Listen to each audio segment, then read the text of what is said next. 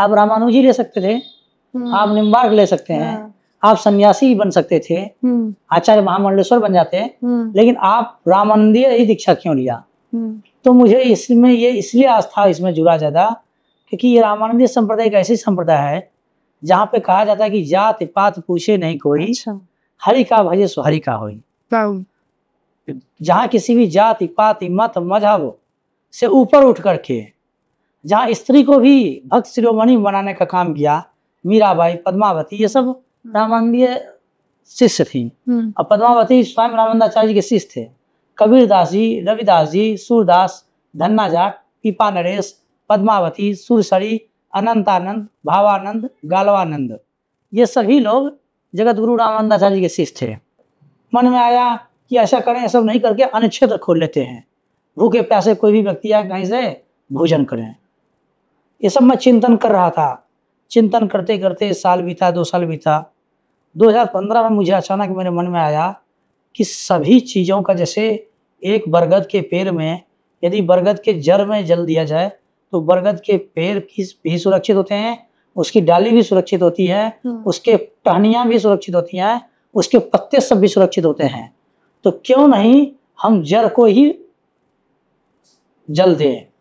तो फिर मेरे मन में आया कि सबका जड़ धर्म है, और धर्म को रक्षा करने के लिए हमें सनातन संस्कृति को बढ़ावा देना पड़ेगा। कान का, जिसको ज्ञान नहीं है वो कान का दवाई आंख में डलवा देगा, आंख का दवाई कान में डलवा देगा, क्योंकि स्वयं ज्ञान ही नहीं है। तो डॉक्टर पद लेकर के क्या होगा यदि ज्ञान नहीं है? तो मेरा कहना यह है कि 80 वर्ष आरक्षण लेने के बाद जो बाबा साहब भीमराव अम्बेडकर जी ने कहा था कि 10 साल आरक्षण करने के बाद इसको रोक देना चाहिए। 10 साल से 80 साल हो गया। 80 साल के बाद भी दलित रह गए।